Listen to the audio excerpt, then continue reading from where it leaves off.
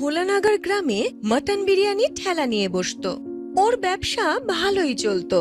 রোজ ওর কাছে ৬-৭ জন লোক মটন বিরিয়ানি খেতে তো আসতোই। এইভাবে ওর দিন কাটছিল। একদিন কেশব ব্যবসা করতে করতে নিজের মনে মনে বলল, রোজ দিন ৬-৭ জন গ্রাহক মটন বিরিয়ানি খেতে চলেই আসে, আর তাতে মোটামুটি আমার দিন কেটে যায়। কিন্তু এইভাবে আর কতদিন চলবে? আজকাল বাবার শরীরটাও খুব একটা ভালো যাচ্ছে না, তার উপর ছোট ভাইটার পড়ার খরচা। ওকে যদি লেখাপড়া না শেখাতে পারি, ও তাহলে করবেটা কি? এই সব চিন্তা করতে করতে বেচারা কেশব বাড়ি ফেরে। আর তার স্ত্রী রূপালী তাকে এত চিন্তিত অবস্থায় বাড়ি ফিরতে দেখে বলে, হ্যাঁ গো, কি হয়েছে তোমার? তোমাকে খুব চিন্তিত দেখাচ্ছে। মনে হচ্ছে কাজকর্ম ঠিক মতো চলছে না। কি যে আর বলবো তোমাকে, রোজ ৬-৭ জন গ্রাহক বিরিয়ানি খেতে আসে বটে, কিন্তু তার থেকে আমার যা মুনাফা হয় তাতে তো বাবার ওষুধ কিনতে আর বাড়ির সংসার খরচেই চলে যায় গো। ছোট ভাইটার পড়ার খরচ আমি তুলবো কি করে জানি না। তখন সেখানে কেশবের ছোট ভাই সুধীর আসে আর বলে, দাদা, তুমি আমার জন্য এত চিন্তা করো না গো, আমার পড়ার খরচ ঠিক উঠে যাবে। আমি তো এটাও ভাবছি যে তোমাকে সাহায্য করার জন্য আমি বিরিয়ানি ডেলিভারির দায়িত্বটা নিয়ে নেব।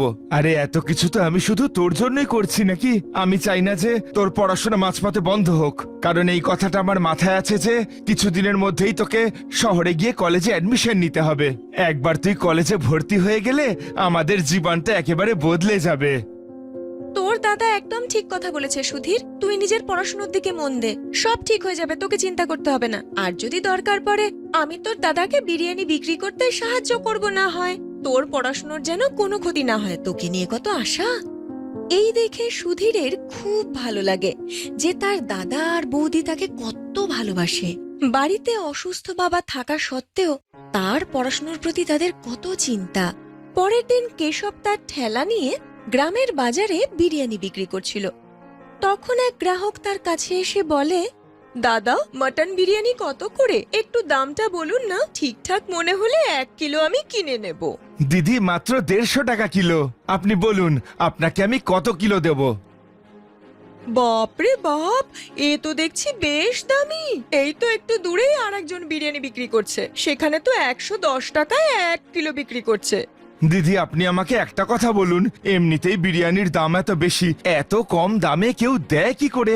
নিশ্চয়ই সে কোনো না কোনো অসৎ কাজ করছে। দাদা, সেরকম যদি কিছু হতো না তাহলে এতদিনে ওর ব্যবসা বন্ধ হয়ে যেত। গ্রামের লোকেদের বোকা ভাববেন না যেন। কেশবের এসব শুনে খুব খারাপ লাগে, কারণ ওই মহিলা বিরিয়ানি না কিনেই সেখান থেকে চলে যায়। একদিন যখন কেশব ঠেলা নিয়ে বাড়ি ফিরছিল, তখন তার মনে হলো, একবার আমি নিজে গিয়ে বরং দেখি যে ওই বিরিয়ানিওয়ালাটা কে, যে মাত্র 110 টাকায় 1 কিলো বিরিয়ানি বিক্রি করে, যেখানে মাটন বিরিয়ানি এত সস্তা হতেই পারে না।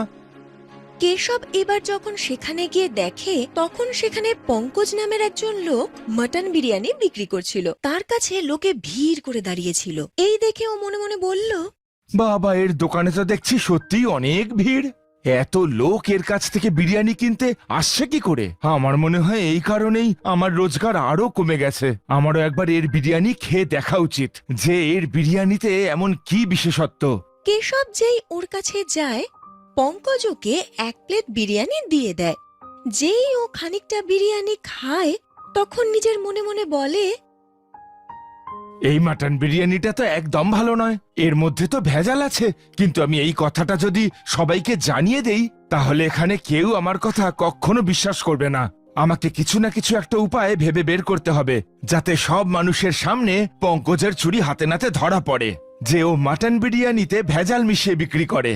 কেশব মনমরা হয়ে বাড়ি ফেরে, সব কথা নিজের স্ত্রীকে বলে। ওরা কিছুদিনের মধ্যেই সুধীরকে লেখাপড়া শেখানোর জন্য বাইরে পাঠাবে ভাবছিল, কিন্তু তাদের কাছে টাকা ছিল না। তাই ওরা ওদের বাড়ি এক ব্যবসায়ীর কাছে বন্ধক রেখে সুধীরকে লেখাপড়া শেখানোর জন্য বাইরে পাঠায়। রূপালী এবার কেশবকে বলে, হ্যাঁ গো, সুধীরকে তো আমরা বাইরে পড়াশোনা করতে পাঠিয়ে দিলাম, কিন্তু যেদিন থেকে ওই পঙ্কজ গ্রামে ব্যবসা করছে, সেদিন থেকে আমাদের তো আর ব্যবসা চলছে না। হ্যাঁ গো, তোমাকে তো এবার কিছু একটা করতে হবে, তাই না? আমার মনে হয় যে ও বিরিয়ানিতে ভেজাল মেশায়, জানো, কিন্তু এই কথাটা আমি কিছুতেই প্রমাণ করতে পারছি না। কি করি আমি বলো তো? আমি না পাশের একটা গ্রামে ঘর পরিষ্কারের কাজ পেয়েছি। তুমি কিছু মনে না করলে আমি সেই কাজটা করি, তাহলে সংসার চালাতে আমিও তোমাকে খানিকটা সাহায্য করতে পারবো। আমি এই বাড়িতে তোমাকে রাজরানী করে এনেছিলাম, কখনো ভাবতে পারিনি যে সংসার চালানোর জন্য তোমাকে অন্যের বাড়িতে গিয়ে কাজ করে খেতে হবে। তুমি আমায় ক্ষমা করে দিও।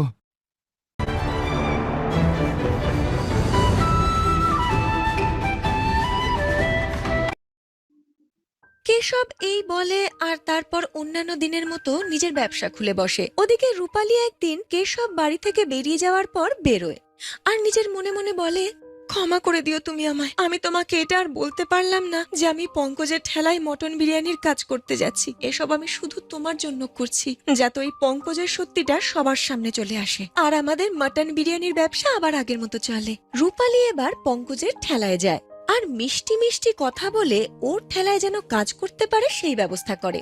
একদিন রূপালী কথায় কথায় পঙ্কজকে জিজ্ঞেস করে, সাহেব, আমি না বুঝতে পারি না, আপনি 110 টাকায় বিরিয়ানি বিক্রি করছেন, যেটা খুব সস্তা। মটন বিরিয়ানি 110 টাকা কিলো হতেই পারে না, তাও তো আপনার ব্যবসা এত ভালো চলছে। আচ্ছা, আপনি আপনার মটন বিরিয়ানিতে কি মেশান?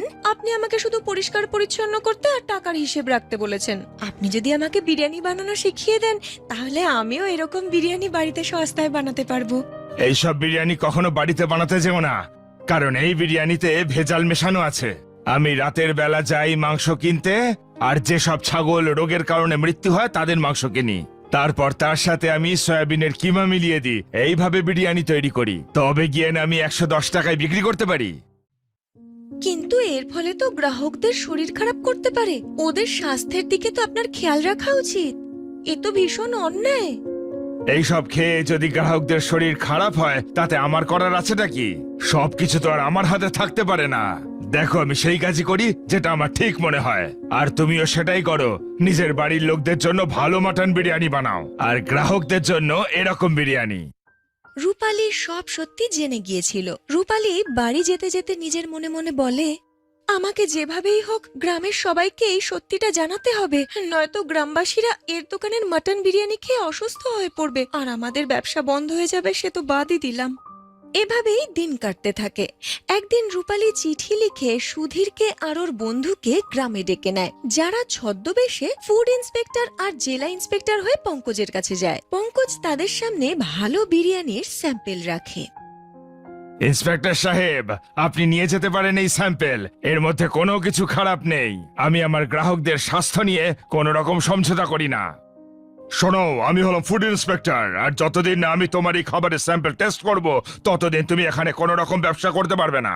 আগে আমাকে এটা দেখতে হবে যে তুমি তোমার বিরিয়ানিতে এমন কি মেশাও যার জন্য এত সস্তায় বিক্রি করো। তখন সেখানে কোথা থেকে কে জানে রূপালী হঠাৎ করে এসে বলে, সাহেব, আমি এনার দোকানে 1 মাস হয়ে গেল কাজ করছি। উনি যদি সত্যিটা না বলেন তাহলে আমি বলে দেব। উনি এই বিরিয়ানিতে না খারাপ মাংস ব্যবহার করেন আর সয়াবিনের কিমাও মেশান। শুধু তাই নয়, সমস্ত মশলা না সস্তা কোয়ালিটির ব্যবহার করেন। এই নিন এর আসল স্যাম্পল, আপনি এর বয়ান লিখুন আর একে অ্যারেস্ট করুন। আরে, এইসব তুই কি বলছিস? আমার টাকাতে সংসার চালিয়ে আমারই তুই এত বড় সর্বনাশ করলি। দূর হয়েছে এখান থেকে, আমি তোকে মেরে ফেলবো আর যদি একটাও কথা বলিস। দেখুন পঙ্কজ বাবু, আপনি যদি সত্যি কথা বলেন তাহলে আমরা সামান্য টাকা ঘুষ নিয়ে আপনাকে ছেড়ে দিতে পারি, এরপর আপনার ইচ্ছে। পঙ্কজের মনে হয় যে সুধীর যে মিথ্যে পুলিশ সেজে এসেছিল সেও ফুড ইন্সপেক্টরের মতো আসল, আর সে ঘুষ নিয়ে পঙ্কজকে ছেড়ে দিতে পারে। তাই পঙ্কজ ওদেরকে ঘুষ দিতে যায়। তখন ওদের কয়েকজন বন্ধু যারা লুকিয়েছিল ভিডিও করে নেয় সব, আর সেটা ভাইরাল করে দেয়। তখন আসল পুলিশ এসে পঙ্কজকে অ্যারেস্ট করে নেয়। আমি এই লোকগুলোকে পাঠিয়েছিলাম আপনার বিরুদ্ধে প্রমাণ জোগাড় করতে, কারণ গ্রামের প্রচুর লোক আপনার এখানে বিরিয়ানি খেতে আসে। এই লোকগুলো নাটক করে আপনার থেকে প্রমাণ সংগ্রহ করলো, কিন্তু আমি সত্যিই খুব আনন্দিত যে আপনার মতন একজন অসৎ ব্যবসায়ী ধরা পড়েছে। পঙ্কজ বাবু, এবার আপনি জেলে বসে জেলের বন্দীদের জন্য মনের সুখে বিরিয়ানি বানান। আমাকে ফাঁসানো হয়েছে, আমার কোনো দোষ ছিল না। আমি ভেবেছিলাম অল্প একটু ঘুষ দিয়ে ব্যাপারটা মিটিয়ে নেব।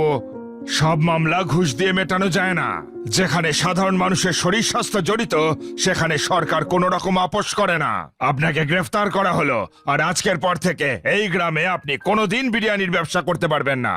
পুলিশ এইভাবে পঙ্কজকে অ্যারেস্ট করে নিয়ে যায়। ধীরে ধীরে এই কথা কেশব জানতে পারে। সে রূপালী আর সুধীরকে ধন্যবাদ জানায়। সত্যি বলছি, তোমাকে আর সুধীরকে অনেক অনেক ধন্যবাদ। আমি কোনো দিনও ভাবতে পারিনি যে তোমাদের দুজনের জন্য আমার ব্যবসা আবার রমরমিয়ে চলবে, আমার জীবনটা আবার সুন্দর হয়ে উঠবে। তোমরা দুজন না থাকলে আমি সত্যি জানি না এটা কি করে সম্ভব হতো। ধীরে ধীরে যেই পঙ্কজের ঠেলা বন্ধ হয়ে যায়, কেশবের ঠেলা আবার আগের মতো চলতে থাকে। ওর মটন বিরিয়ানি এবার 200 টাকা কেজিতে বিক্রি হচ্ছে। এখন সবাই জানতো যে ওর এই মটন বিরিয়ানিতে কোনো ভেজাল মেশানো নেই, তাই সবাই অনেক দূর দূর থেকে ওর কাছে মটন বিরিয়ানি খাওয়ার জন্য আসতে থাকতো। Otak kebul badan layu energi jadi, bro. Reset pakai Yabar, the more bar. And the dopamine hit stops. Do not wait for hours. Just speak to the Tripura নামের একটা ছোট্ট গ্রাম ছিল, যেখানের মানুষজন ভীষণ ভালো। সেই গ্রামে আলী নামের এক ব্যক্তি মটন কারি তৈরি করে বিক্রি করত। আলীর মটন কারির পুরো গ্রামে খুব নাম ছিল। এই জন্য আলী অনেক টাকা রোজগার করত। কিন্তু আলী খুব লোভী ছিল। আরো বেশি উপার্জনের জন্য নতুন নতুন ফোন দিয়ে আরতো রোজ, যাতে ওর মটন কারি আরো সুস্বাদু হয় খেতে, যাতে ওর দোকানে আরো বেশি গ্রাহক আসে। এরকমই এক দিনের কথা, আলী তার দোকানে মটন কারি বিক্রি করছিল। তখনই তার ঠিক সামনেই আর একটি দোকান খোলে। ওই দোকানটাকে দেখে আলী বেশ চিন্তায় পড়ে যায় আর নিজের মনে বলে, আরে এ কি, আমার দোকানের সামনে কেউ মাটন কারির দোকান খুলবে? এ কি করে সম্ভব? আমি থাকতে কিছুতেই এটা হতে দেব না। এই বলে ও ওই দোকানটার সামনে যায় আর দোকানদারকে বলে, এসব হচ্ছেটা কি? এখানে তুমি এইভাবে দোকান দিতে পারো না। দেখতে পাচ্ছ না নাকি যে তোমার দোকানের সামনেই একটা মটন কারির দোকান আছে? দেখেছি, কিন্তু হয়েছে কি, শুনে রাখো, এই দোকানটা আমার আর আমি যা খুশি বেচবো। তোমার কি? বললেই হলো আমার দোকানের সামনে আমি কাউকে দোকান খুলতে দেব না, সে তুমি যাই করো না কেন। ও বাবা, তাই নাকি? তোমার এত ক্ষমতা? ভালো করে শুনে রাখো, তোমাকে আগেও বলেছি এই দোকানটা আমার আর আমার দোকানে আমি যা খুশি বেচতে পারি। তুমি বলার কে? শোনো, আমারও কিচ্ছু যায় আসে না, তুমি এখানে যা খুশি বেচো, কিন্তু মাটন কারি আমি বিক্রি করতে দেব না। আমি তো মটন কারি বানিয়েই বেচবো। তোমার যদি ক্ষমতা থাকে আমাকে আটকে দেখাও তো। আর তাছাড়া এত বড় এলাকায় তোমার তো একটা মাত্র দোকান, আর একটা দোকান যদি দিই তাতে তোমার কি আসে যায় বলো তো? তোমার খদ্দেররা তো সব তোমার কাছেই যাবে, তাই না? না, আমার খদ্দেররা এখানে চলে আসবে। আমি জানি নতুন দোকান দেখলেই খদ্দেররা সেখানেই চলে যায়, আর সেটা আমি কিছুতেই হতে দেব না। এইভাবে ওদের দুজনের মধ্যে তর্ক হতে শুরু করে আর কথাটা প্রধান পর্যন্ত পৌঁছে যায়। কি ব্যাপার আলী, তোমরা ঝগড়া করছো কেন? দেখুন না, আপনি তো জানেন আমার দোকানটা এখন অনেক পুরনো হয়ে গেছে। তাহলেও আমার দোকানের ঠিক বিপরীতে কি করে মাটন কারির দোকান দেয়? তাহলে তো আমার দোকানের অনেক ক্ষতি হয়ে যাবে। আরে আলী, কিচ্ছু হবে না। আর তাছাড়া তোমার তো একারই এখানে মটন কারির দোকান। ও যদি আর একটা দোকান খোলে তাহলে বেচারা ওরও 2 পয়সা কামাই হয়। আর তাছাড়া এই ব্যবসা তো নির্ভর করে কার খাবারের স্বাদ কত ভালো। যদি তোমার মাটন কারির স্বাদ ভালো হয় তাহলে তুমি পয়সা কামাবে, আর যদি ওরটা ভালো হয় তাহলে ও কামাবে। এই শুনে আলী চুপ করে যায় আর এরপর ও ওখান থেকে চলে আসে এবং ওই লোকটি তার দোকান খোলে। ওই লোকটার নাম ছিল রঘু। আলী তো খুব চিন্তায় পড়ে যায়। দোকানে ফিরে এসে নিজের মনে মনে বলে, যে করেই হোক ওর দোকান আমি কিছুতেই চলতে দেব না, তার জন্য আমায় যাই করতে হোক না কেন। আর ও সিদ্ধান্ত নেয় যে সে তার মটন কারির দাম কম করবে, তা সে এর জন্য তার যতই লোকসান হোক না কেন। এরপর সে লোভের বশে তার মটন কারির দাম 100 টাকা করে দেয়। এর ফলে ওর দোকানে অনেক ভিড় হয়। এই দেখে আলী খুব খুশি হয়। ওদিকে আবার রঘু চিন্তায় পড়ে যায় যে আলী তো মটন কারির দাম অর্ধেক করে দিয়েছে। যদি এভাবেই চলতে থাকে তাহলে ওর দোকানে তো কেউ আসবে না। তাই ও নিজের মটন কারির দাম অর্ধেক করে দেয়। এই দেখে ওর দোকানেও অনেক গ্রাহক আসে। এই দেখে আলী খুব রেগে যায় আর সে নিজের মনে মনে বলে, আমায় কোনো অন্য উপায় ভাবতে হবে। আমার সামনে আমি কাউকে টিকতে দেব না। আর এই বলে সে তার মটন কারিতে ভেজাল মেশানো শুরু করে, কারণ এর ফলে সে সস্তায় মটন পাচ্ছিল। ওদিকে রঘু সততার সাথে কাজ করছিল। এবার আলী মটন কারির দাম 50 টাকা করে দেয়। এর ফলে সবাই ওর দোকানে ভিড় করে। আরে বা আলী ভাই, তুমি তো 50 টাকায় মটন কারি দিয়ে আমাদের মতো গরিবদের খুব সুবিধা করলে। আরে হ্যাঁ ভাই, 50 টাকা কি, তোমাদেরকে তো আমি 10 টাকাতেও দিতে পারি, শুধু তোমরা খেতে আমার দোকানেই আসবে। অসুবিধা কি, আমরা শুধু তোমার দোকানেই আসবো। এমনিতেও এখানে তুমি ছাড়া সেরকম মটন কারি আর কেউ বানাতে পারে না, আর তাছাড়া তুমি এখানে সবচেয়ে পুরনো। হ্যাঁ, কিন্তু দেখতেই তো পাচ্ছো আমার ঠিক সামনেই দোকান খুলে বসেছে। আরে তুমি ওখানে মাথাই লাগিও না, শুধু মন দিয়ে নিজের কাজটা করে যাও। এরপরে ওই লোকটা ওখান থেকে চলে যায়। এভাবেই সময় কাটছিল। লোভের বশে আলীর কিন্তু ব্যবসায় অনেক ক্ষতি হচ্ছিল, আর সে রঘুকে ছোট করতে চাইছিল, যে কারণে ও সব সীমা পার করে যাচ্ছিল। এরকমই একটা দিনের কথা সে আপন মনে বলল, রঘুর দোকানে আগুন লাগিয়ে দিলে কেমন হয়? আর ওর দোকানটা যদি পুড়ে যায় তাহলে ও এখান থেকে চলে যাবে। না না, ছি, এসব আমি কি ভাবছি। এই বলে সে তার নিজের কাজে মন দেয়। পরের দিন সকালে রঘু খুব জোরে জোরে চিৎকার করে, হায় হায়, কে যেন আমার দোকানে আগুন লাগিয়ে দিয়েছে, আমার সব শেষ হয়ে গেল, এবার আমি কি করব? গ্রামের সবাই সেখানে এসে জড়ো হয়, আর সবাই রঘুর পুড়ে যাওয়া দোকান দেখতে থাকে। এটা নিশ্চয়ই ওই আলিরই কাণ্ড হবে, ভালো করে জানি ও আমাকে হিংসে করে। আরে এ আমি কেন করতে যাব? তোর উপর আমার হিংসেই বা কিসের? হ্যাঁ, এটা ঠিক যে তুই এখানেই দোকান দিয়েছিলি, কিন্তু তার মানে তো এই নয় যে আমি তোর দোকানে আগুন লাগিয়ে দেব। হ্যাঁ ভাই, আলী তো একদম ঠিক কথাই বলছে, এরকম কাজ আলী করতেই পারে না। শোনো, তোমার দোকান নিশ্চয়ই অন্য কেউ পুড়িয়েছে, অথবা এই গরমে হয়তো তোমার দোকানে আপনা থেকেই আগুন লেগে গেছে। কে জানে, কিন্তু আমার তো সব শেষ হয়ে গেল, পথে বসে গেলাম। এই বলে রঘু মন খারাপ করে ওখান থেকে চলে যায়। সময় ঝড়ের গতিতে এগোচ্ছিল। আলী খুব খুশি ছিল, কারণ রঘু তার দোকান বন্ধ করে দিয়েছিল যে। আলী এবার নিজের মটন কারির দাম বাড়িয়ে দিয়েছিল। ও আবার তার মটন কারির দাম 100 টাকা করে দিয়েছিল, আর লোকে বাধ্য হয়ে ওর থেকে মটন কারি কেনার জন্য ওর দোকানে আসতো। একদিন প্রধান ওর দোকানে এলো আর ওকে বলল, আরে আলী, এ কেমন কথা? রঘুর দোকান যেই এখান থেকে গেল অমনি তুমি তোমার মটন কারির দাম বাড়িয়ে দিলে। না তা নয়, আপনি তো জানেন মাটনের দাম এখন কত বেড়ে গেছে, আর তারপর সেটা দিয়ে কারি বানাতেও অনেকটা সময় যায়। আমি চাই না খদ্দেরদের পচা মাল খাওয়াতে, তাই দামটা একটু বাড়িয়ে দিলাম। ঠিক আছে, সে দাম না হয় বাড়িয়েছো, কিন্তু পচা মাল আবার কাউকে খাইও না কিন্তু।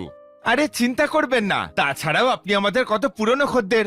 এই বলে আলী তার মটন কারি বানানোর দিকে মন দিল। ধীরে ধীরে সময় কাটছিল। একদিনের কথা, প্রধান আলীকে ডাকলো। আলী যখন সেখানে পৌঁছলো তখন দেখলো যে রঘু ওখানে আগে থেকেই দাঁড়িয়ে আছে। প্রধান খুব রেগেছিলেন। উনি আলীকে বললেন, কি আলী, এসব আমি কি শুনছি? তুমি নাকি পচা মটন দিয়ে কারি বানাও, আর তুমিই নাকি রঘুর দোকানে আগুন লাগিয়েছিলে? না না, এ কি, রঘু এসব মিথ্যা বলছে, আমি কিচ্ছু করিনি, আর আমি এসব করতে যাবই বা কেন? দেখুন, ধরা পড়ে গেল। ওকে জিজ্ঞেস করুন তো যে ওকে এই কথা কে বললো যে আমি আপনাকে এসব বলেছি। এই শুনে প্রধানও অবাক হলেন এবং আলীকে বললেন, তাই তো আলী, আমি তো তোমাকে কখনো বলিনি যে রঘু তোমার নামে নালিশ করেছে। তুমি তাহলে নিজে থেকে ওর নাম নিলে কেন? ও যখন এখানে দাঁড়িয়ে, তাহলে নিশ্চয়ই এই কথা ওই বলেছে, অন্য আর কে বলবে? না, এই কথা আমাকে রঘু নয় বরং মদন বলেছে। ও স্বীকার করেছে যে রঘুর দোকানে আগুন দিতে তুমি ওকে বলেছিলে, আর এই কাজের জন্য তুমি ওকে টাকাও দিয়েছিলে। এই শুনে আলী খুব ভয় পেয়ে যায়। ও বুঝতে পারেনি যে ওর আসল রূপটা সবার কাছে এভাবে ধরা পড়ে যাবে। মদন সবার সামনে আসে, আর ও স্বীকার করে যে এমনটা করার জন্য আলীই তাকে বলেছিল। আলী শুধুমাত্র ওপর থেকেই ভালো, ভেতরে খুব লোভী। এই শুনে রঘু প্রধানকে বলল, আমি তো আগেই বলেছিলাম যে আমার দোকানে আগুন লাগায় আলিরই হাত আছে, কিন্তু আপনি আমার কথাই শোনেননি। কেন পুড়িয়েছ তুমি ওর দোকান? আর তুমি পচা মটনের কারি খাওয়াচ্ছিলে। তোমাকে আমি আগেই সাবধান করেছিলাম, কিন্তু সেদিন তুমি আমাকে মিষ্টি মিষ্টি কথা বলে ভুলিয়ে রেখেছিলে। আমাকে দয়া করে ক্ষমা করে দিন, আমার ভুল হয়ে গেছে। আমি মানতে পারিনি কেউ আমার সামনে দোকান দিয়ে আমার খদ্দের কেড়ে নেবে, সেই কারণেই আমি এই সব করেছি। আমি অনেক কষ্টে আমার এই ব্যবসাটাকে এত দূরে এনেছিলাম, আর যে কেউ এসে সেই ব্যবসাটাকে নষ্ট করে দেবে। আচ্ছা, সেই জন্য তুমি এত বড় কাজ করলে? তুমি খুব বড় অপরাধ করেছো। তুমি আমাদের স্বাস্থ্যের কথাও ভেবে দেখোনি, আবার রঘুরও সর্বনাশ করেছো। এর শাস্তি তোমায় পেতেই হবে। আমাকে আপনি ক্ষমা করে দিন। আর রঘু তুমিও, লোভে পড়ে আমি এত বড় একটা ভুল করে ফেললাম। রঘুর যা লোকসান হয়েছে তা আমি পূরণ করতে রাজি। সে তো তোমাকে করতেই হবে, আর আমি না বলা পর্যন্ত তুমি ওই দোকান আর খুলতে পারবে না। আর হ্যাঁ, আবার যদি পচা মাংস খাইয়েছ না, আমার থেকে খারাপ আর কেউ হবে না। দেখলে তো, তুমি লোভের বশবর্তী হয়ে নিজেরই ক্ষতি করে বসলে। তুমি যদি এত লোভ না করতে তাহলে তোমাকে আজকে এত লজ্জা পেতে হতো না। মনোহর